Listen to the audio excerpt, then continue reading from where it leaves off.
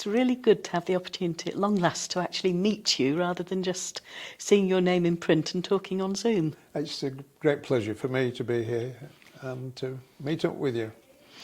Yes, I'm looking forward to this conversation because you know the history of the u3a so well, and I'm so much the new girl in town who's come and got that stewardship for the next period of time. Yes. And it would be good to talk about the beginnings and how the u3a movement has developed over the years and where we might be going in the future, and to share our ideas and our experiences.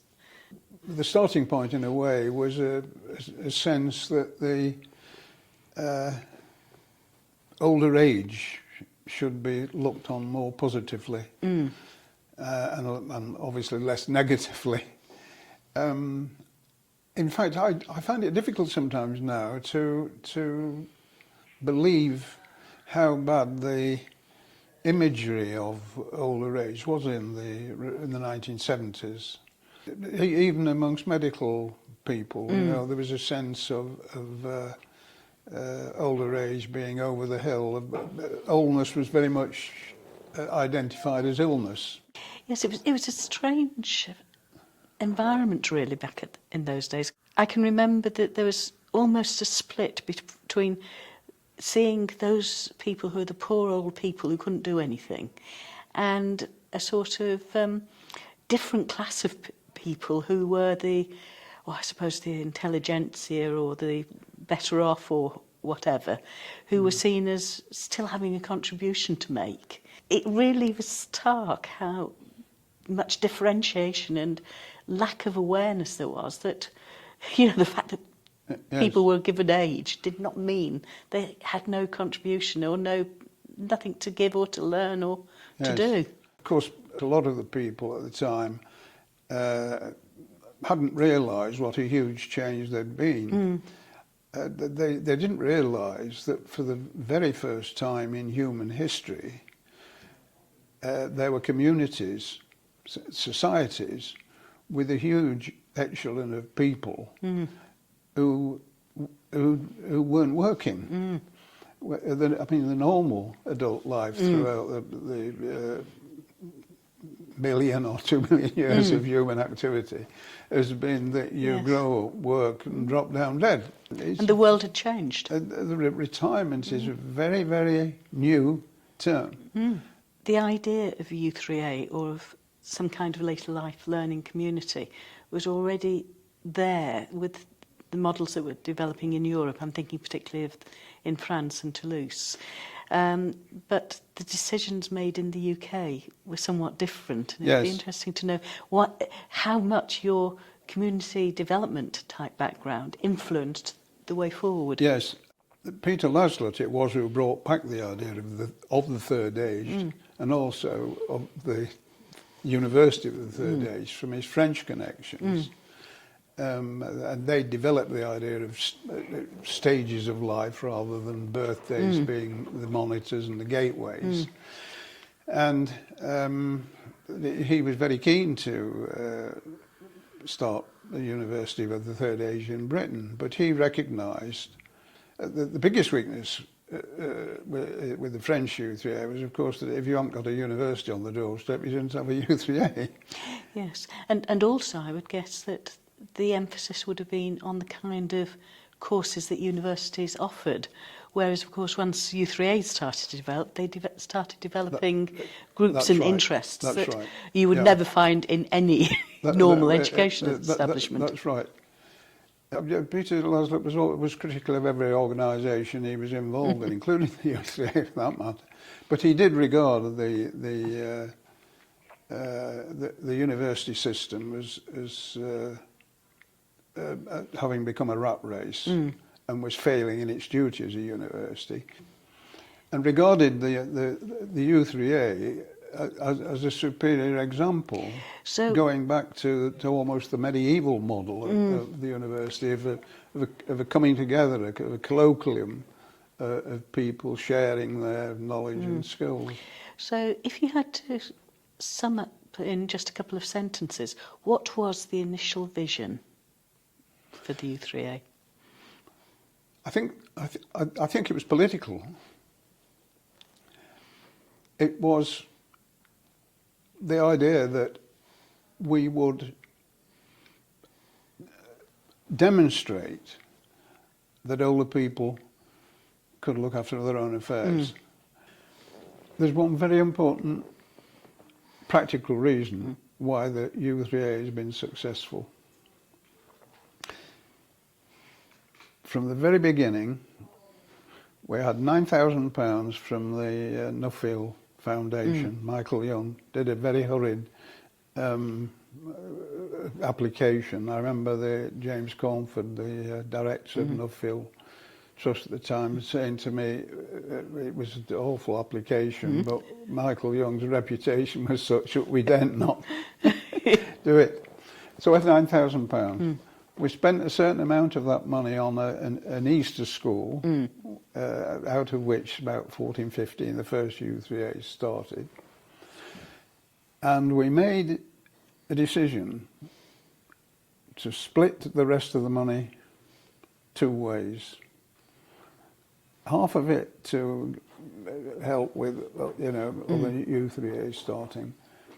The other half, and it was right down to pence, I think we said, but was that we must have a national umbrella. I think you're absolutely correct with that.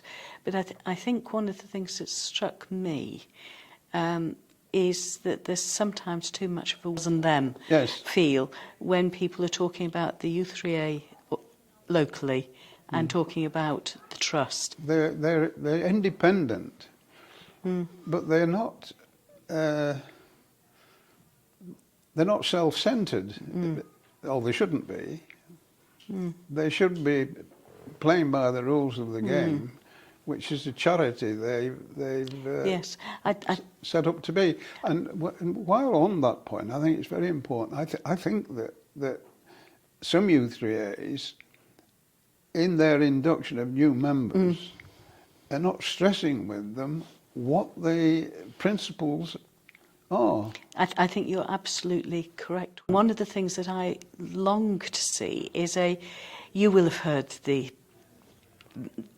phrase that goes around, by the members, for the members. And I would love to see that replaced with the members, for the members, recognising that we are a whole, not a series of little bits. Do you find that the regional networks or whatever are helpful as a conduit from the... They are extremely helpful, and I think need to be recognised more than they have been. And what is very clear is that some people, particularly our regional and national trustees and other board officers, are virtually working full-time jobs, and we've got to find some way of lessening the load so that it becomes a more attractive proposition to be involved in the organisation as a whole. Do the trustees, do they have a support group? Some of them have a very active support group, some don't. And one of the things we've been talking about is how we can enable u3as to develop those better. And this comes down as well to what resources we've got within the paid staff to work with the trustee, which is one of the arguments I feel for saying, yes, we do need those paid staff, and we do need the paid staff to be seen as working with the volunteers, not as somehow different from and instructing. And I think those trustees do need support groups because it must become quite lonely, really, you know, to have a couple of hundred u3as. With the increase in pension age, I think now to 67, and plans to move it even later, it means that there's potentially fewer younger retirees around. The people working over 65 has gone up from 5 to 10%.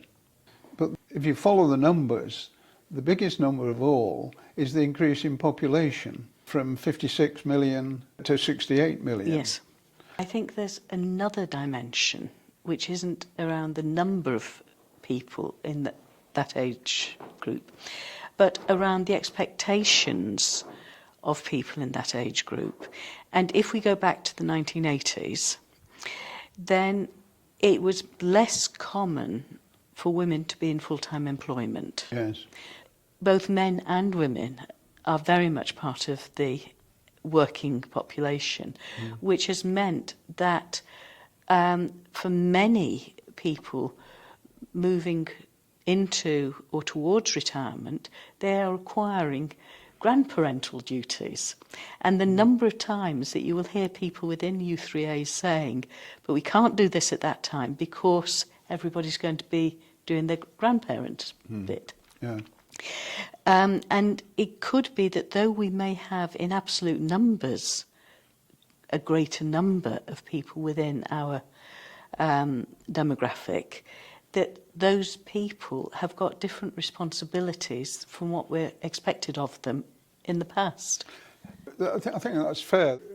What I think we've lacked, to be honest, over the last 40 years, we've never quite crossed that bridge in terms of public relations where we've become a voice. Yes, and of course it's very much on our agenda at the present time. Yes, when I was at the Centre for Policy and Ageing, we worked very hard on that, and it meant that each time there was an issue, you know, I was going on the Today programme or the Jimmy Young programme or, you know, that kind of thing. But I think this is where, again, we go back to this argument that people say the u3a is not a political organisation, and confusion about having a voice being seen as politics with a big P, where it's actually that we've got a voice and we need to be using it. Yes.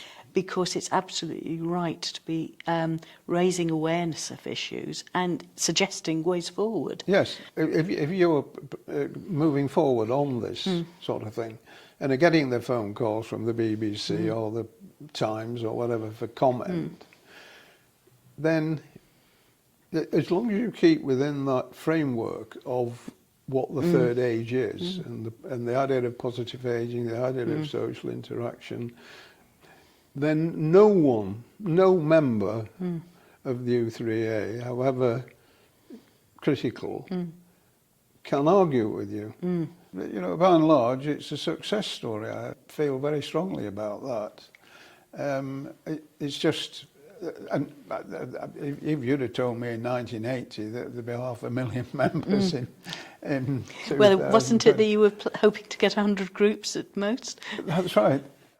Given that we're now drawing to a close, I think what we will both probably be saying is that the u3a over the years has been an amazing organisation in terms of the number of people who have been part of it and the life experience that has been gained through membership.